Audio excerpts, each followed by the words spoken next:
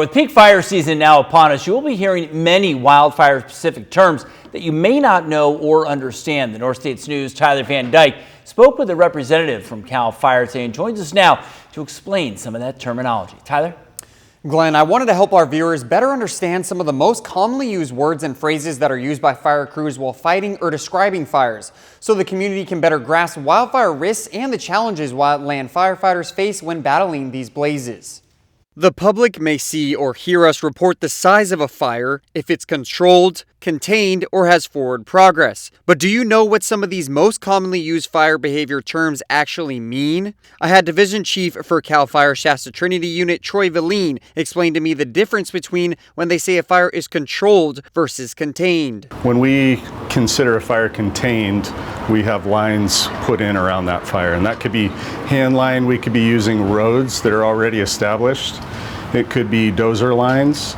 So those lines have been put in to contain the fire. We use the term control when we have staffed those lines and we're extinguishing the fire and we do not expect any more growth of that fire. Contained also means they expect those lines to hold it in place, but it may still be burning inside those lines. They don't use the popular word extinguished a lot in wildland firefighting, just in what comes after. That mop-up phase where we're going in and we're extinguishing all the hot spots and that kind of thing. So what do other common fire phrases you may hear us or other media outlets mention mean, such as a spot fire? That's when you get some of that fuel from that fire emits an ember or a piece of flaming vegetation that comes off the main body of fire and goes outside of one of those containment lines.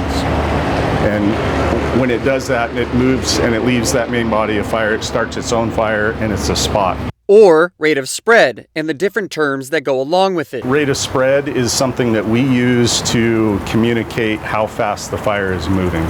So we use different calculations and even just by watching how fast a fire moves, we try to communicate that for lots of different purposes, for planning purposes, in order to inform the firefighters on the ground how fast it's potentially going to impact another spot.